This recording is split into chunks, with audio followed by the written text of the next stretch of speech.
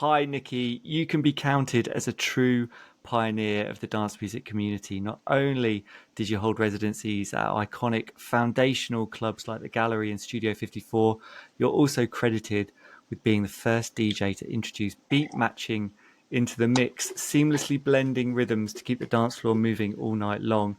With so many years in the game, can't wait to hear your story. So it's an absolute thrill and an honor to welcome you to the House Culture Podcast today. How are you doing? Thank you. You're welcome. Cool. We always like to start at the beginning. Can you tell us what it was like growing up in Brooklyn from a young age and how you discovered music there when you were growing up? I didn't discover dance music in Brooklyn. Mm-hmm. I discovered other kinds of music, mostly folk and rock and roll, which I have two older brothers, and they're both 9 and 10 years older than me. So my older brother, which is 9 years older than me, was living in our basement of the house we lived in. And I would go down in his, used to be albums back then. This is 1968, 67, 68 maybe, right before Woodstock. And I would go through his albums, and I remember one of the first albums I was like mad about was this woman on the cover, and she looked like Mary Magdalene, you know, Jesus's mother. And she had this long hair, and it didn't have anything on the cover. The Pullout was the name of the album, and it was inside the cover, and it was Laura Nyro, and the album was Eli and the 13th Confession. Now, Laura Nyro never became very famous, but her songs became super famous by other people. And, but she had a tremendous voice, and I just got into her music, like I get into things on a kind of heart level, a soul level, where I just feel like music, it doesn't just speak to me. It lives inside of my soul. It makes my whole energy change like that.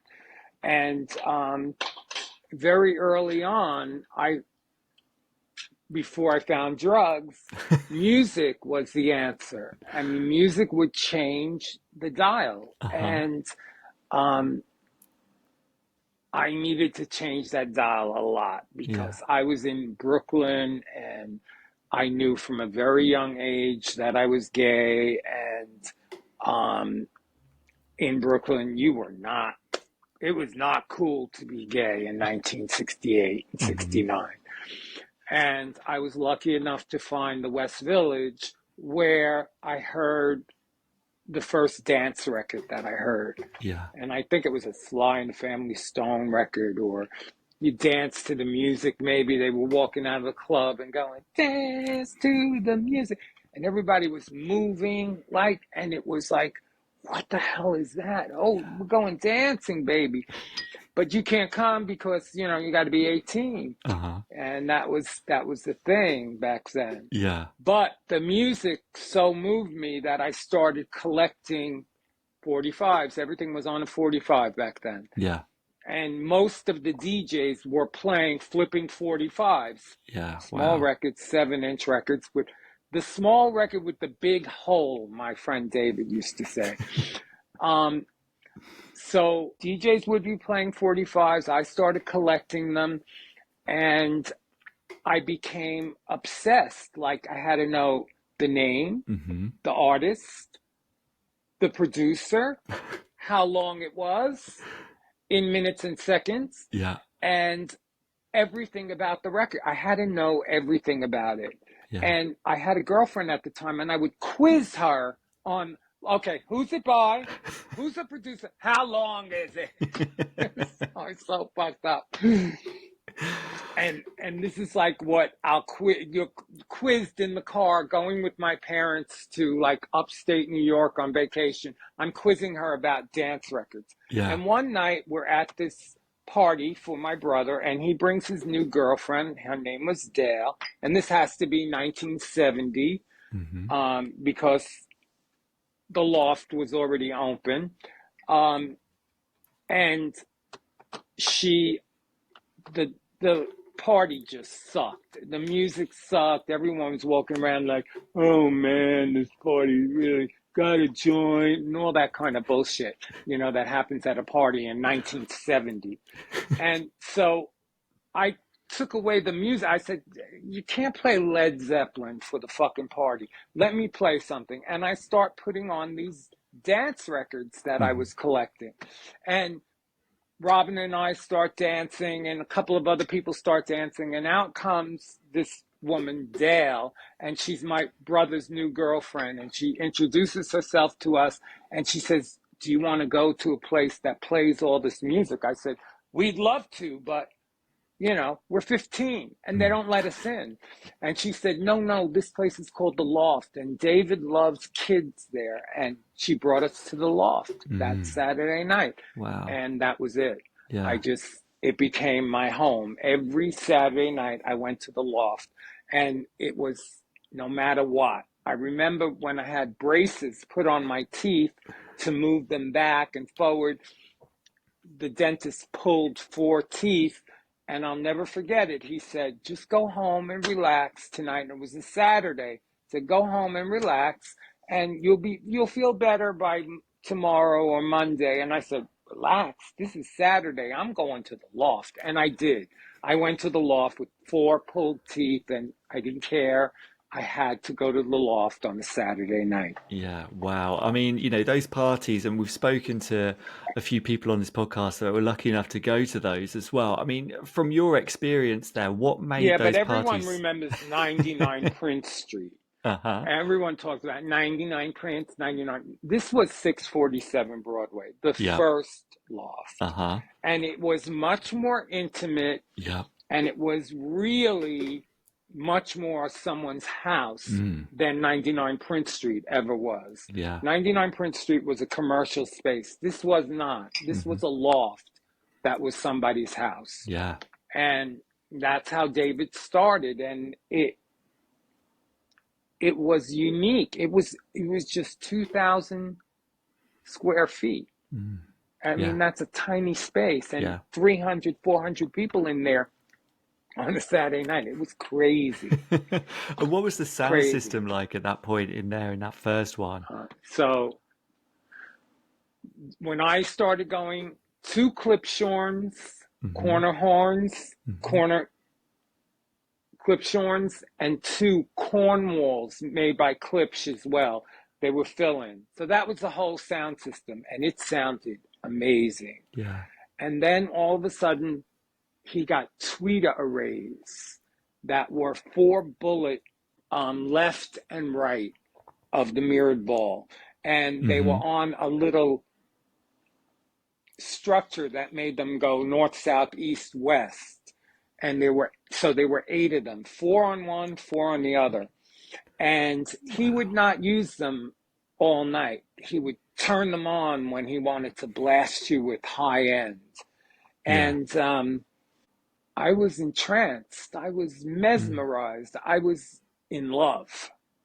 And it wasn't only the music, it was, I would see David in this small square. He had a structure that separated the dance floor and the eating area, and he would be working, and I'd look at him, and I'd see him walk over to another area, and then the lights would change, and I understood that was the lighting system.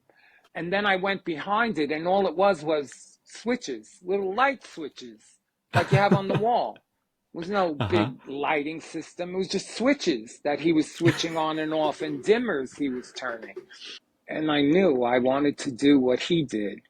Yeah. And I didn't understand, like, he was really making atmosphere. But I Mm. went for playing records, and I got my first job Yeah. playing records at the Round Table shortly after that, 1971.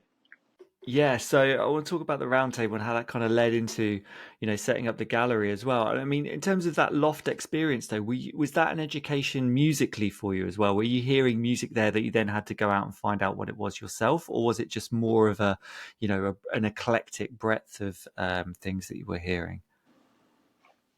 Well, I tell people this all the time. Sympathy for the Devil was one of the big records at the Loft. Hmm. So Hmm. it was eclectic because there weren't dance records that were labeled dance records. There weren't enough of them to fill a night. Most of Yeah. the dance records that were out were 3 minutes and 40 seconds, and they were all on Yeah. 45s. The 12-inch wasn't invented yet. The only Hmm. long cut you would get is an album cut, like "Girl, You Need to Change Your Mind" on Eddie Kendricks's album, or something like that. That went for Hmm. 6 or 7 minutes, but that was rare. That was one Yeah. out of an hour's worth of music. Um, Yeah. so it was an education, but a lot of the songs I knew. But he also, he would, like I said, he would turn the tweeters on or turn them off. So he would accentuate certain areas of the song. And Hmm. I got into that 100%. That was my thing. Yeah. I wanted to Yeah. accentuate parts of the song and make the song how I heard it in my head. Like the Yeah. excitement that I was going through in my body and in my mind, I wanted my dance floor to feel that. So I would work the sound so that I would convey that to the dance floor. Yeah. And so how did this lead in? You mentioned the round table and, being so young at that age as well, age 16. Like, what happened there? This gig that you got at that age, how did that happen? And, what were your experiences doing that? Well, my girlfriend Robin was really influential in getting me that gig.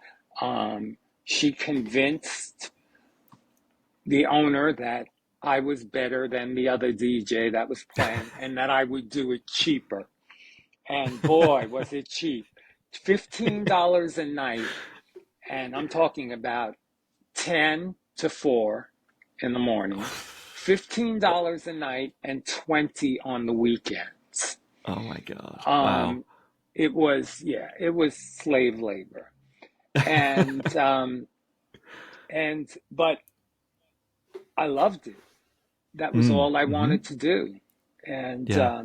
it still was enough money to, between Robin and I, Robin had a job and I had a job. We rented an apartment right away. And we rented it around the corner from the Loft because I had to be by Yeah. the Loft. And and so this led then to you're setting up the gallery with your brother Joe, in when you're like 16 years I old. got Is that it was right? I was 17 by then. Um, 17. yeah. So my brother, like I said in the beginning, but I think it was off air, my brothers are 9 and 10 years older than I am. So Hmm. I'm 17, my brother's 26. Yeah. Um, so he was really like an older brother. And when I got let go from the round table because I didn't cue the record at exactly the right time for the drag queen, and she went off and had me fired. Um, I started going to my brother, and Robin Mm. and I put together a business plan, and we were stunned at how inexpensively we could open a club. It was like Hmm. $10,000 and we could do it. And he had just settled an accident that he had been Hmm. suing for a settlement with, and it finally came through. And it came through just when I went to him with the proposal, and he said, "Okay, let's do it." So it was February 1973. So I was still Hmm. 17. Yeah. And then David closed in June of that year because he went to Spain and he was breaking through the walls to make the loft bigger, which it needed to be. And Mm. that week, everyone just came to the gallery. It just was like, oh, the loft isn't open. Everyone just went to the gallery. And there were lines Yeah. outside we opened Fridays and Saturday nights, 800 people each night. Wow. Wow. I mean, so what was your actual original vision for this venue and this party based on what you'd experienced up until that point? Well, my vision was a lot further than what we first did. My vision, Hmm. there's certain things I think are absolutely essential. One is the dance floor needs to be in a separate room. It doesn't Hmm. need to have lights from the bar or lights from the entrance intruding on the light show that goes on in the dance floor area. The dance floor Hmm. area should be totally under the control of what the DJ is doing, if you have a decent DJ, or at least someone in the booth who knows what they're doing. Like when I used to work at Studio 54, Robert De Silva was the light man, and he really knew what he was doing. There were 5 lighting people in that system, and he would cue them all. So if you have someone like that in the booth working to make the place happen on a kind of syncopated with the music way, Hmm. then you just need that one person in the booth. And Yeah. my experience, what I did in gallery, um, was I wanted to create a separate room, control not only the lighting and the sound, but the air conditioning and whether or not the fans came on. I wanted to be able to throw them into darkness and then throw on a fan where they'd feel a cool breeze wash over them, because it made them scream. And it was what I wanted. That essentially, Yeah. I wanted them to go crazy. You know, Vince Yeah. Letty says a great line in this new movie, Disco's Revenge, which is so Hmm. good. Yeah. He says, um, Nicky was a little bit crazy. And he had a crowd that was a little bit crazy too. And they went with him. And they did. Like my Yeah. crowd just went with me. If I went Hmm. on a journey, like I would go from 128 beats per minute all the way down to 98 beats per minute. And they would just keep dancing, because they knew I wasn't going to play shit. They knew I wasn't going to play a record that they wouldn't get into eventually. Yeah. And Yeah. and that's trust. And Yeah. that was something I built up with my crowd. It wasn't something Yeah. that just was there. So initially when we opened, I didn't have a wall around the dance floor. I didn't have all the sound equipment that I eventually had. I had 3 speakers, Altec Lansing speakers, A7s, which were Hmm. very big in concerts and people doing big venues, concerts and live acts that were performing. And then eventually I built that dance floor, and I said, I'll never forget it. I said to Alex, I said, I need a speaker. I mean, I have all the high end with the tweeters, and the A7s are really good, but there's not enough low end. I need a speaker that just delivers like a low end sound. And he said, we can build like bass cabinets. It's called a bass horn. They use them in theaters. They've never been used in clubs, but we'd have Hmm. to build it because I have the plans for a really cool cabinet. And he knew this guy who made cabinets, and he built me 2 bass horns, and they were the first bass horns ever installed in a club. And then I said, I want the tweeters and the bass horns to be controlled separately from the speakers. I don't want, if I turn down the treble, I don't want all the treble to go down. I just want the tweeters to go off. And if I turn down the bass, I want the horns to go off. And he said, okay, I want to build you a crossover. and Uh-huh. the first crossover was built for a club, a three-way crossover. Um, Mm-hmm. so it was my ideas and having a good sound man who would Yeah. actually make those ideas viable. And then there was the Mm-hmm. big thing of people not dancing through, you know, as the songs changed. And we were doing something like all the DJs would call it the blend. It wasn't Mm-hmm. a mix, it was a blend. And how Mm-hmm. you did a blend was you took the needle and you kept putting it on the record and listening in the headphone if you had a headphone, because back then a lot of mixers didn't have headphones yet, which was cueing. Uh-huh. And you put the needle on, and then you heard like it sort of matched, and you turned the volume up.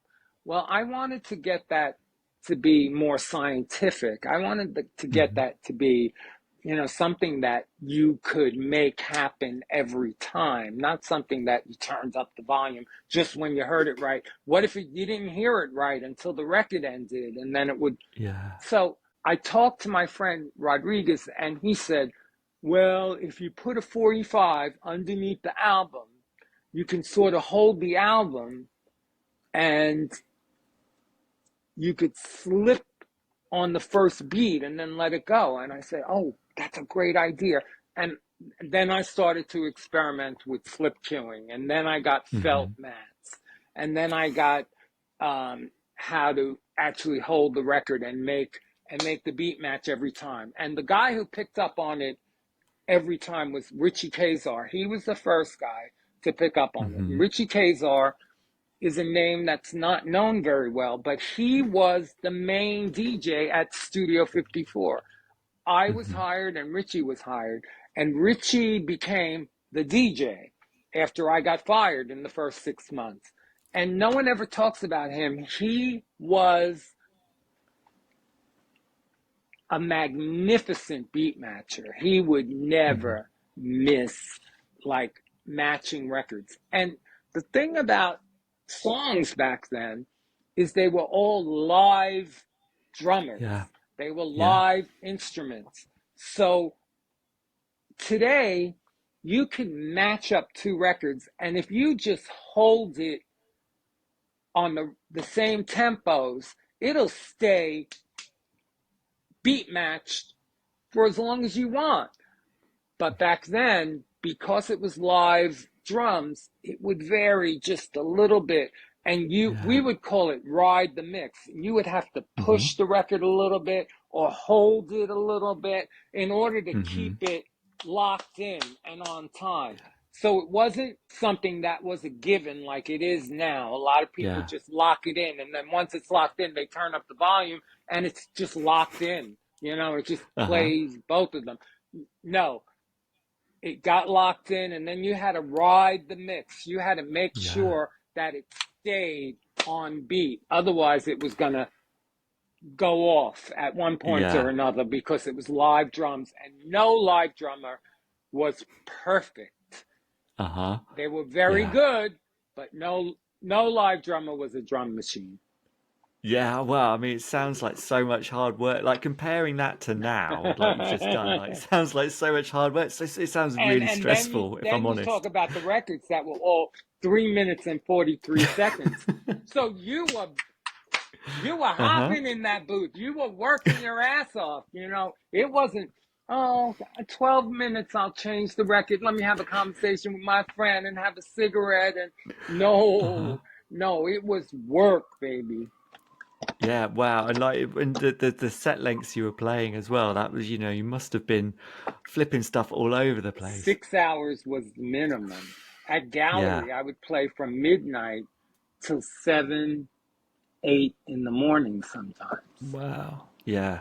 I mean, you mentioned the crowd at the gallery as well, in terms of having that trust between yourself and them.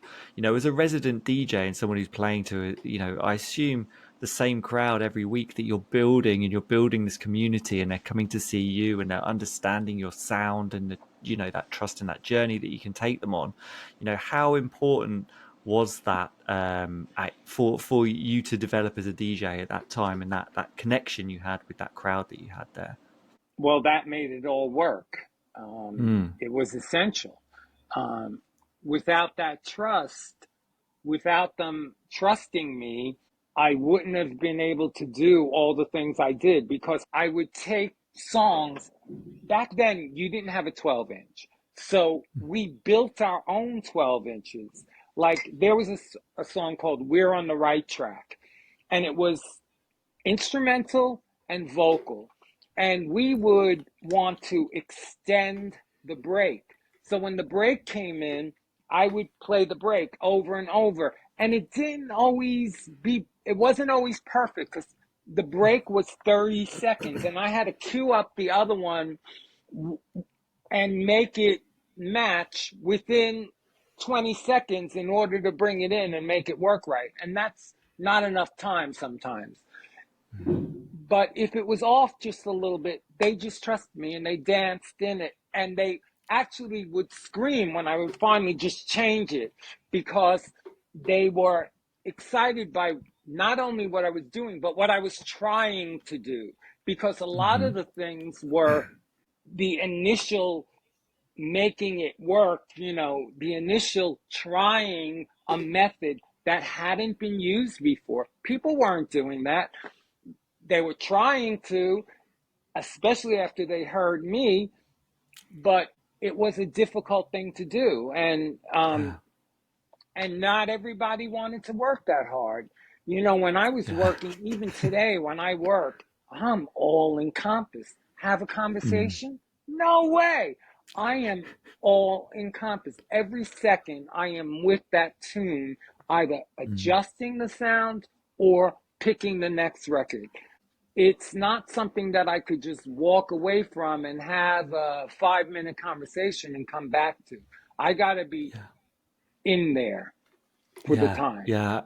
Absolutely. And in the booth as well, you introduced, you were one of the first people, or the first person to pull in a third record deck as well. And, what were you doing there with that extra capacity?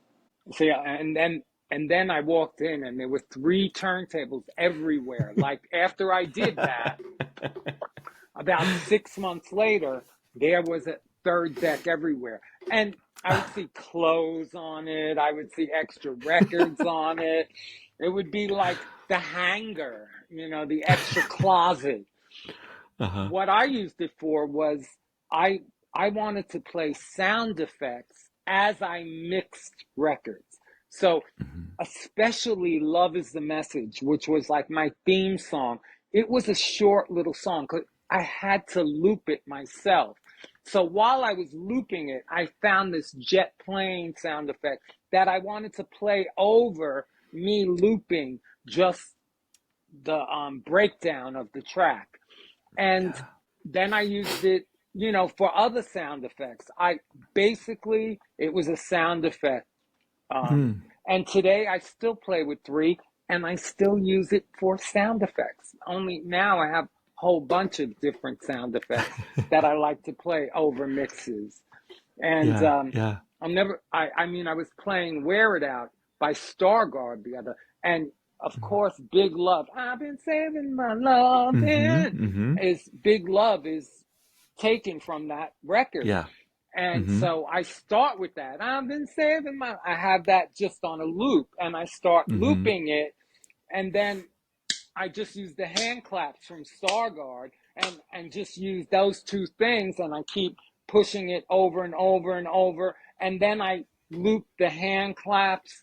So I still use it to today. Using the technology to your advantage as well is, Exactly. bringing it, yeah, absolutely. I Exactly. mean, and at the gallery as well, there were two guys that worked there with you, by the names of Larry Levan and Frankie Knuckles. Those two guys, obviously, legends in their own right, alongside yourself. Like, what was your relationship with those guys, and what were you teaching them, or what did you see that they'd learned from you to go on what they did with their Well, careers? first of all, I met them Larry was exactly my age. So I was Hmm. 17, he was 17. and he was still in, I think he was going to art and design at the time. And Frankie, they were both going to the same school, and or music and art, either art and design or music and art. And they wanted to be designers. That was their thing. And they they were my decorators. That's what Larry did, and he was great at it. Uh-huh. He decorated the place and he made it look individually unique every Saturday night. Um, and Frankie would help him. You know, they were my decorating team. And then all night long, they were by the booth and I would have them running for me. Go see if the punch is hot enough. Go and make the dance floor crazy a little bit. And they would hoop and holler at the end of the dance floor. And it wasn't until they worked for me for about a year that Larry was designing cap sleeve t-shirts and someone stole that design from him and he got so upset. And I think that's when he decided, I think I want to play records. And that's when he started hanging out in the booth a lot more. Mm-hmm.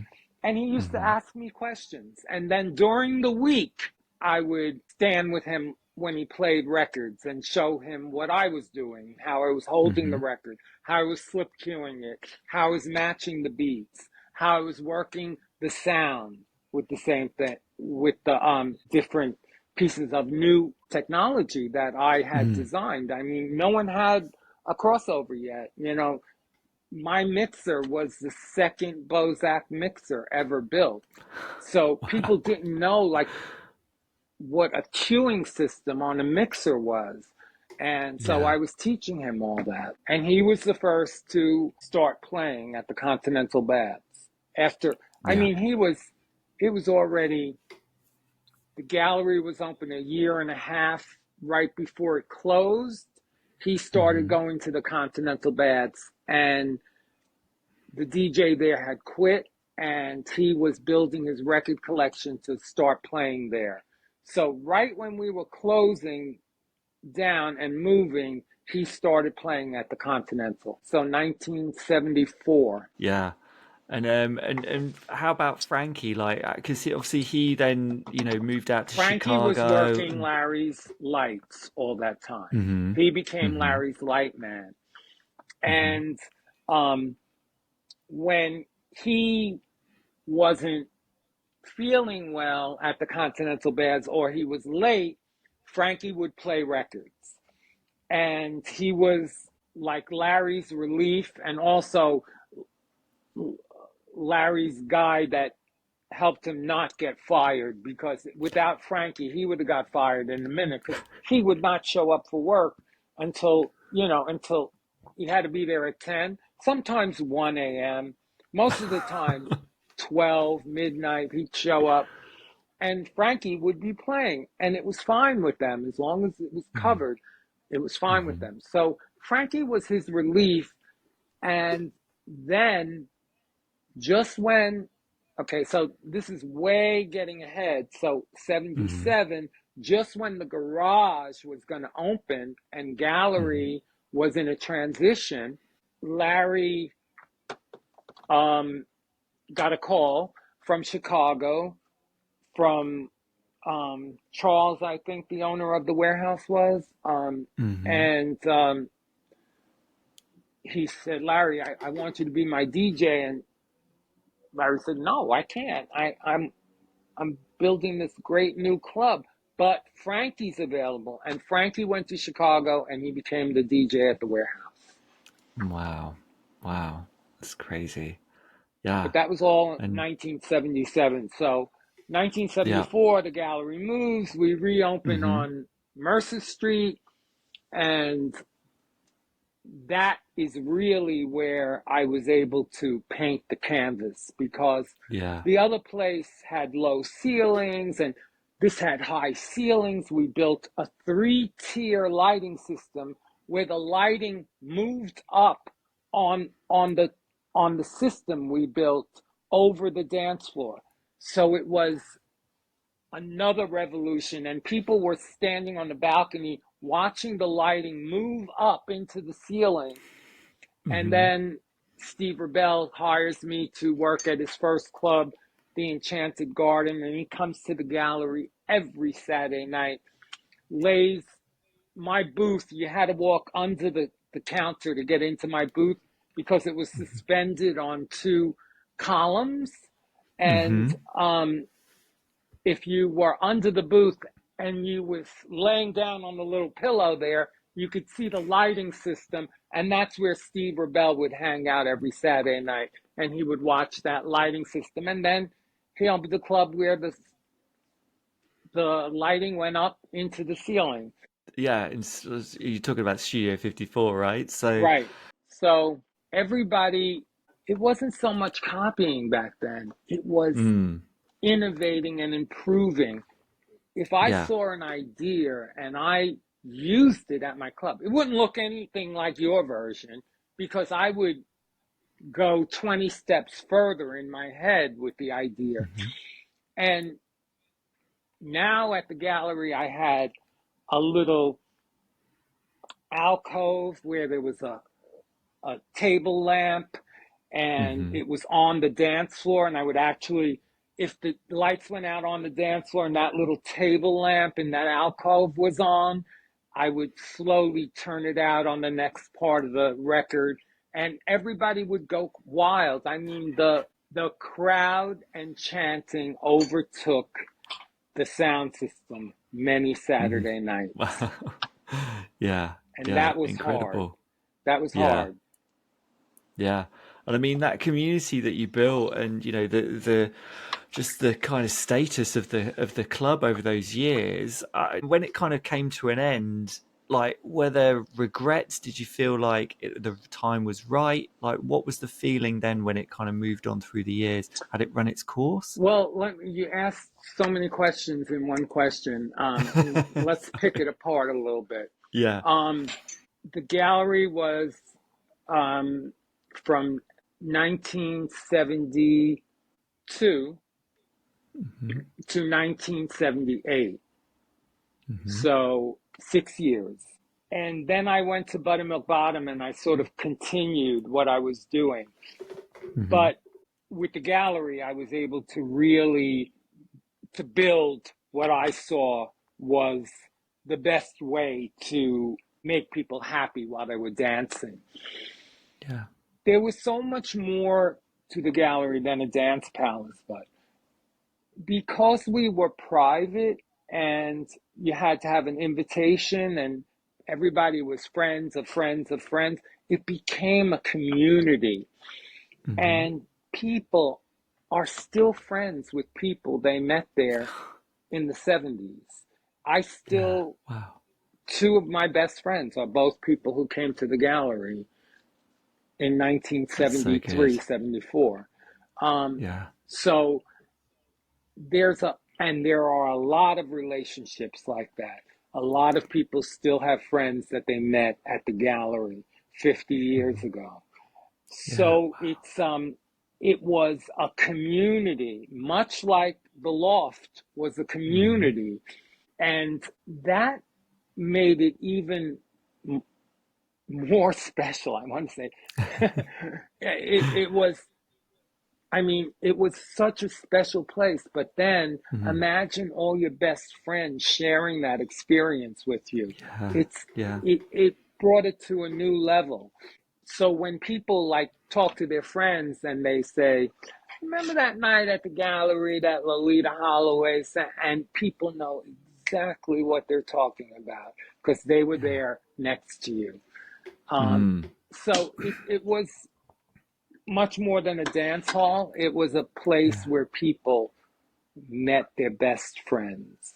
Mm-hmm. Mm-hmm. And that made it something far beyond the dance experience. It made it like a cult. Well, like you say, that community and people have this shared experience. All soundtracked by amazing music and a beat and a rhythm. Everyone being in close quarters. Yep. Amazing lighting, sound. It all comes into this one thing that's almost hypnotic. I mean, you did mention Loleatta Holloway there, and you know, I know that she, you know, sang there, and you know, did it have a hand as well? I have heard that, you know, those parties, Grace Jones was there at some point, and that, Yes, you know, do I have that right in that it had a yes, hand in her getting signed to Island Records? Is this true? yes, yes. Grace had a record out called That's the Trouble. It's on her first album. And Hmm. I loved it. I loved the song. The Her manager asked me and my best friend to come up and meet her at his apartment on the Upper East Side. So we were up there waiting, and while we were waiting, we were getting high, and we were really fucked up on this stuff called angel dust. I mean, I Oh my was god! fucked up. And my friend Michael was fucked up too. As a matter of fact, he had to leave the room and go to the bathroom and throw up twice, I think. It was terrible. But she walks in and she's wearing the headdress, everything. She's Grace Jones Yeah, from the yeah. get. You know, this Hmm. is didn't even have, you know, that persona yet, but she was that persona. Yeah. And she walks in and she says, "Let me sing you the record." And I was like, great. So she's sitting on the couch and she's singing me the record. And I said to her, you know what? You got to come to gallery Saturday night and do these songs. And she said, really? I would love to. I would love to. And then she leans in and she goes, and whatever you're on, I want some. So we were off to the races. And that Saturday night, Grace came, Uh-huh. she sang, and I think Island signed her within 2 weeks because the guy who was the vice president of Island Records and the head of A&R was there. He was a Wow. regular gallery member. Hmm. And then the night that Loleatta Holloway was there was a whole different thing because her album had already come out and Hit and Run was a big hit. And that album had like uh, Dreaming on it and another song, Hmm. We're Growing Stronger the Longer We Stay Together on it. And I played all three of the cuts, and people were just crazy for her. So when we announced that she was going to be there, it was 1,600 people in there, and it was Yeah. beyond capacity. When they brought her to the stage, it was across from the DJ booth, and I'm watching her across the room, and she's in front of the mic, and she's going, and it's Love in C Minor by Cerrone. I'll never forget it was playing, and Uh-huh. so I turned up the sound, and she's going, whoa, whoa, whoa, whoa, scatting. She's scatting to Love in C Minor. Whoa, whoa, whoa, whoa, whoa, whoa, whoa, and I let her finish a little bit. I lower the, and then I go, ladies and gentlemen, Loleatta Holloway, and I start hit and run. Forget about it. It was over. People were like falling on the floor, crying and screaming. And she was supposed to do two songs. She did four. So Wow. that was the night Lolita was there, and it was something. People still talk about it. Yeah, and I mean, in terms of talking about parties that people still talk And about, this you know, is you all have something. mentioned. I'm sorry to cut you Go off, on. but No. this is another thing. No one was having acts at the clubs yet. I Mm. mean, this was all Hmm. something that happened in the late 70s. So Yeah. it was another first for us having shows in the night for people to enjoy along with the music. Yeah. I mean, you know, where I was going with the question was that, you know, in terms of this the whole theatricality of, you know, introducing something new to the dance floor, you know, you have mentioned Studio 54, and it would be remiss of me to have you on the podcast and not try and bring it up. But, you know, you were the DJ at Bianca Jagger's kind of legendary birthday party where she entered on a white horse. And, you know, that is almost like the image that people have in their heads when they're talking I about, know you know, the craziness of Studio 54. I mean, that became such a famous picture, such a famous night. And I was playing records that night. yeah. I mean, what was your experience at the club there? And Well, first of all, She plays opening night, and I played the second night. So opening night Mm-hmm. was madness. It was packed.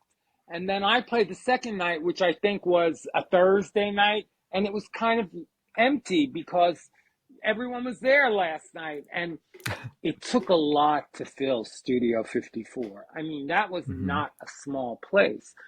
Yeah. It would, you know, capacity I think was like 3,000. And Mm-hmm. so if you had 500 people there, it looked empty.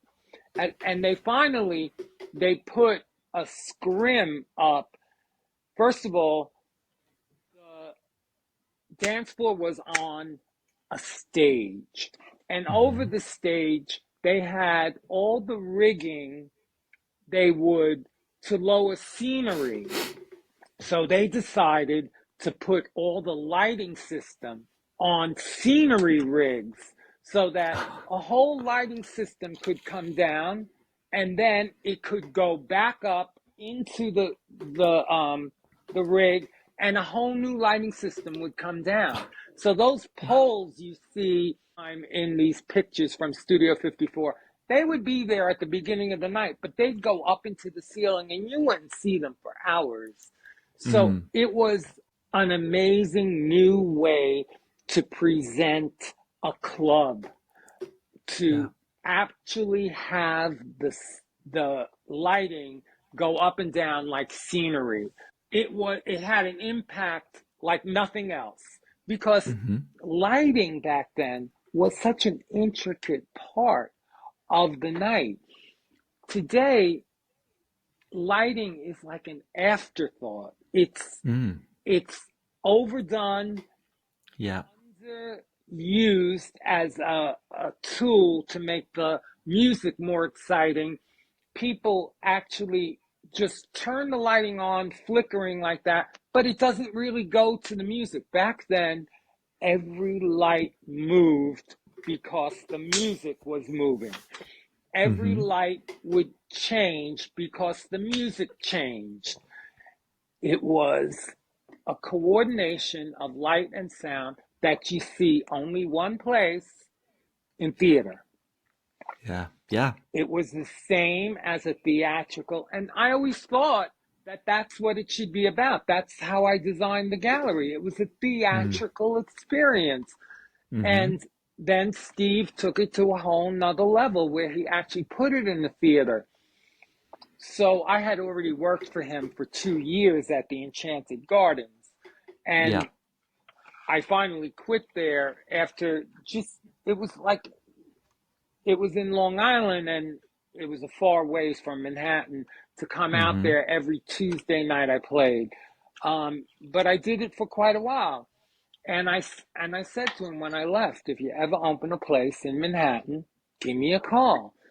Mm-hmm. And sure enough, about, I guess it was 3 weeks before studio opened, they called me up and I went into the place. There was sawdust this thick on the floor everywhere. The place, all the scenery was against the walls, and it was not ready at all. And I said, Mm. when are you going to open? He said, 2 weeks. And I said, oh, good luck. But he did it. And Yeah. and it was spectacular that opening night. But the second night, Yeah. like I said, was when I played. It had, it was like 500 people, and for 500 people, it was empty studio. Yeah. Mm-hmm. Especially they didn't have that scrim yet.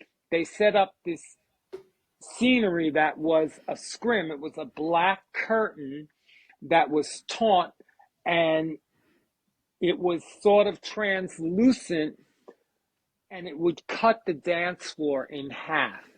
So you didn't Okay. have that huge dance floor because studio had a huge dance floor, and it had this rig Mm-hmm. that went over the dance floor back and forth with lighting on it and people dancing on it, and it moved over the dance floor. It had the greatest special effects, but they were all manual. There Yeah. were 3 people backstage pulling those lighting systems up and down on ropes, which Wow. they did in the theaters Yeah. until 1985. That's how Mm. theater was done. So Robert De Silva, who was my light man, I would hear him cueing the people, 3, 2, 1, drop it, and the mylar curtain would come down from studio, and everyone would grab it, and then it would go back up real quick. It was so theatrical, Yeah. especially if you were like up on the balcony and watching this. It was a light Mm-hmm. show to the music. Mm. Mm-hmm. Sad that we've gotten to a point where the lighting doesn't even go along with the music in a far-fetched way. Sometimes it'll hit the beat of the music just by accident because it's on an automatic, chase Yeah. sequence. But Mm-hmm.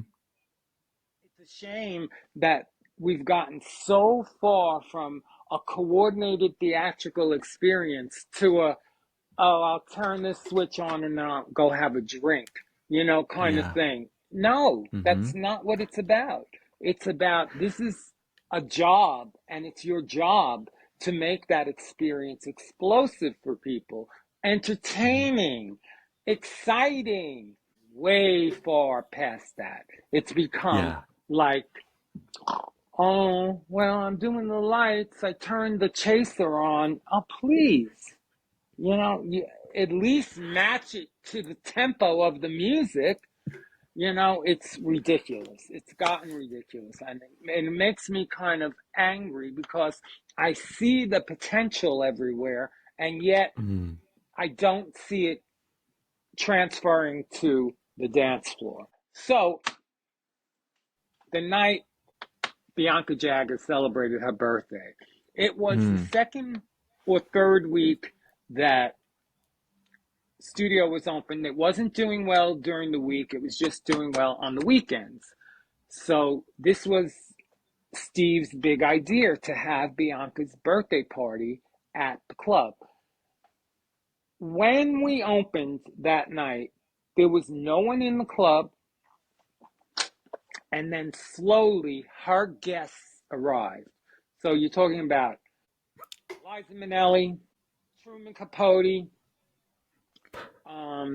Halston, and just like the famous people of that time, 20 of Yeah. them. And Yeah. I'm up on the balcony where the DJ booth was, and I'm looking down, and they're all on one banquette, all around in a circle, laughing and having a good time.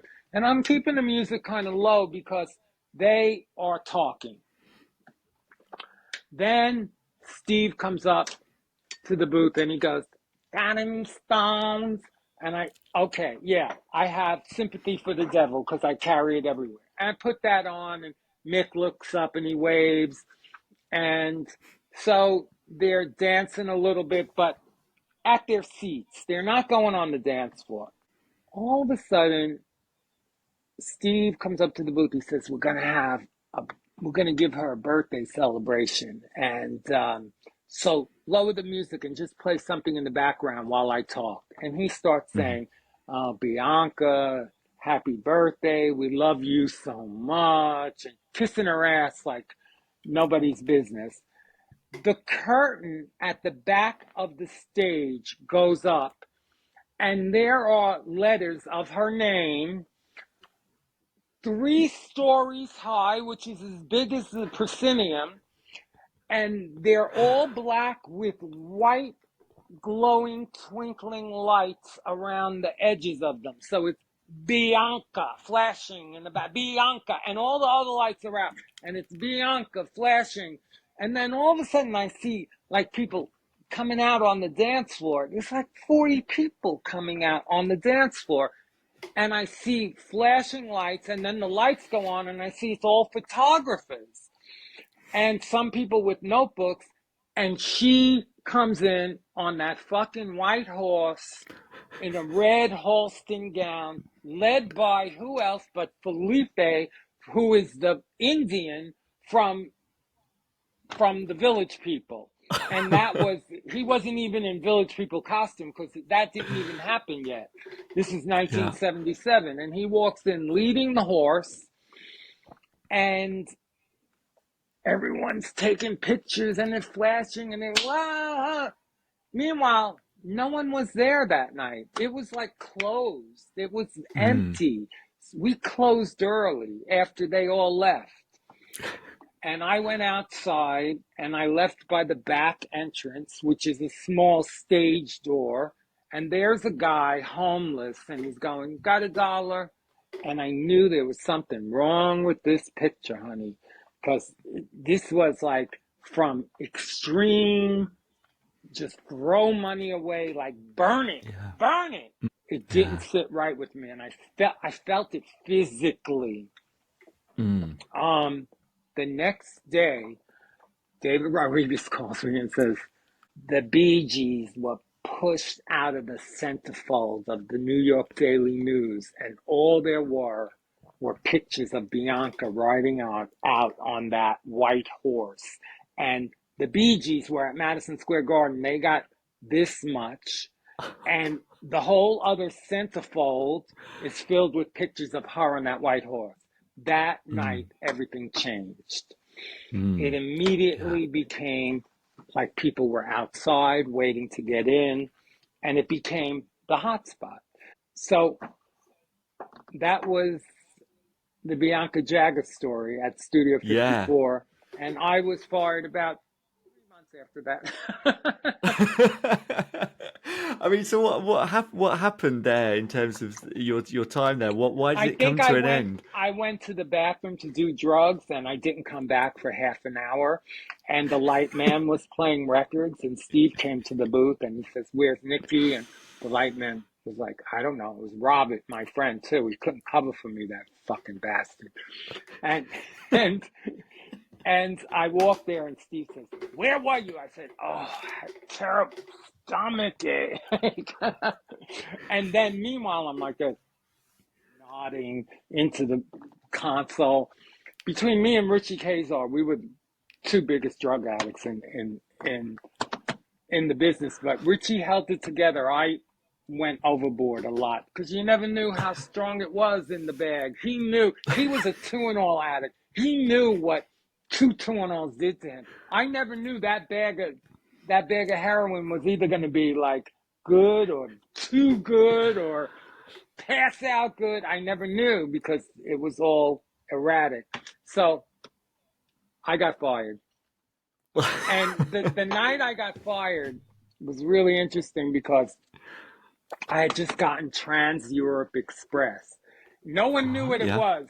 So when I changed, it was really hard to mix in. So what I did was I just let that record end and played it from the beginning like I would at the gallery. And it starts Trans Europe. And Stevie's listening and he's on the balcony with Richie Kazar. And I see him get up and I hear him. He's like standing 10, 20 feet from me. But there's like space that goes down to the dance floor between us because he's on the balcony and the balcony came around and there was a space that dropped to the dance floor and then there was the DJ booth. And I hear him say, "What is this record? This?"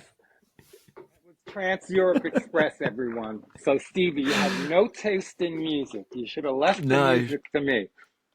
Not a fan of Kraftwerk then, Steve Ravel. Oh man. Well, look, I mean, we've been talking for like just over an hour now. So this is the kind of point in the interview now where we get to talk about the playlist choices. Okay. The House Culture Perfect playlist. And this is every guest on the show has submitted 5 different tracks based on 5 different themes to this playlist. It's housed on Spotify. You can find it on there. It's over 30, 40 hours long now because of the amount of episodes that we've done. Wow. And we always tee everyone up with the 5 themes, and you give us the answers up front so we can get familiar with them. And you've given us your choices, which is great. I've got them here in front of me so I can remind you. We always ask for a catalyst tune, a tune that kind of opened your ears to maybe dance music, electronic music, whatever, something that really inspired you. And you've chosen Rain by Dorothy Morrison. Dorothy Morrison. Yeah, tell us why you've chosen that. Because that was the first record that I went, "Oh my God, that record is funky. It's a gospel tune. Back Uh-huh. then, we didn't have dance music, so gospel, jazz, rock, and R&B was all on the table. There was no dance. It was R&B, danceable R&B, gospel, jazz, rock. Yeah. Those were pop. Those were basically the categories. Pop we didn't play, but Mm-hmm. all the other things we played. And Rain by Dorothy Morrison was a gospel tune. Mm-hmm. And the thing I say about a great club record, and I used to say this all the time, does it have a good beat that I could dance to? And does it have a break? And there was always these musical breaks. And in the vinyl, you could always see them. They're a different color of vinyl. Yeah. The vinyl turns like grayish in that Mm-hmm. area where the breakdown is, where there's less instruments. And Rain had a fierce breakdown in it. And then it comes back in and it has that crescendo. And Yeah. it was the first song that I heard on David's dance floor that I went, oh shit, what is that record? Let me go find out. And I went right back there and asked him what it was. Brilliant, brilliant story. Okay, so you've mentioned this track already, but maybe a bit more color on it. A floor filler. What is the kind of a go-to floor filler or something that The Girl You Need to Change Your Mind and Love is a Message, those two I love put is the down. message is the what you've chosen? Yeah. Yeah. Well, Love is the Message is a song that I was the first person to play. And I think that it was really on the original, which was 6 minutes long. Mm-hmm. There was only like 2 minutes of it that really was good and people could dance to it. And in order to play it, you'd have to loop that 2 minutes. And I sort of got into showing people how to do it because it was just a short little piece. But if you looped it and you played it over and over, it made like you can fill up 7 minutes of that piece going over and over, and people would go nuts for it. And the big theme for this record was turn this motherfucker out. And people would be saying it. Could you imagine 700 people going, turn this motherfucker out on the dance floor? It was insane. Insane. Yes, Vincelletti, it was insane. Awesome, awesome. Okay, a sunsetter, a track to soundtrack a perfect sunset. You've chosen Sun Shower. Sun Shower by Savannah Band. And if you don't know it, on that first album, Cherchez la Femme, I'll Play the Mm-hmm. Fool, and Sun Shower. Three of the cuts that you should have on everyone's playlist.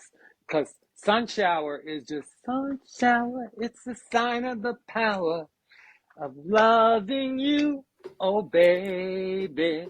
So not only is it words and music, it's message. Uh-huh. Yeah, perfect. Brilliant choice. Yeah, no, I wasn't that familiar with it before. You see, sent it through, and it's been in my head for days. Oh, Okay, really? so Cool. yeah, yeah, And I just I spent love time it. with Corey Day, and we Oh talked no. about the record. Yeah. Okay, a tearjerker. You've chosen "The Confession" by Laura Nero. yeah. So why is that so emotional for you? That song is just a roller coaster of emotion for me. Um, and the words are just so out there. Do yourself a favor, love to love you, super. I mean, I can't even say it as fast as she says it. You may disappear, but you'll be back, I swear. Would you love to love me, baby? I would love to love you, baby. I confess. Oh, shit. The words were just so out there. And then at one point, she screams this high note. It's just such an emotional roller coaster for me. It takes my heart, throws it on the table, and stamps on it a little bit. It's really intense for me, that song. So Oh, yeah. Love that. I love that. Okay, a last tune. And it's completely appreciate it can depend on like how you're feeling, what the crowd's done. You know, you've given us three choices. So William DeVaughn, Be Thankful for What You've Got. Timmy Thomas, Why Can't We Live Together? And Lynn Collins, Think. Think. Yeah. So which And one are you going to go for out of those three? and this is what is exactly the the title of this part? Is this the encore? Yeah, or you know, this is you finished your set. The crowd are asking for one more. Yeah. The crowd's asking for one more. Mm-hmm. I would say I'd go with Think Yeah. because it's very Yeah. exciting. People love Think, and they always hear "It takes two to make a thing go right," and they think it's that song, but it's not. It's the original. Yeah. Yeah. Yeah. It's one of those ones you hear and you're like, oh my God, that's where like that's That's where from. And that's yeah. from. Yeah. Uh-huh. Uh-huh. That's where Totally. that comes from. Indeed. So look, that was the last tune. This is the final question of the interview. We always ask our Okay. guests. You know, this is the House Culture podcast, and obviously, house music has been born out of all of this dance music that we've been talking about throughout the whole interview. And we are house culture, and there is a culture and a movement of this scene. You know, you've seen it grow and grow from 50 years. You know, when you think about the culture of this movement of this scene, what are kind of the main supporting aspects of it for you when you look at it from your perspective? I think for me, especially in the beginning, it's a lot of messages in the music. A lot of people like speaking to me, and Sanctuary is a perfect example. Um, it's like got the messaging there, you know. It's all about sprinkle powder on the floor. You know, it's got everything that happens on the dance floor. We lift our hands in a sanctuary. This is the Loft and the Gallery. This was a song Yeah, written for us. So that to me is ultimate house music. Is not only the simplicity of the beat to make it danceable, but the message in the music was always there for me. perfect. Well, that's a perfect final thought to end on. Thank you so much for taking the time to sit down with us. My pleasure, man.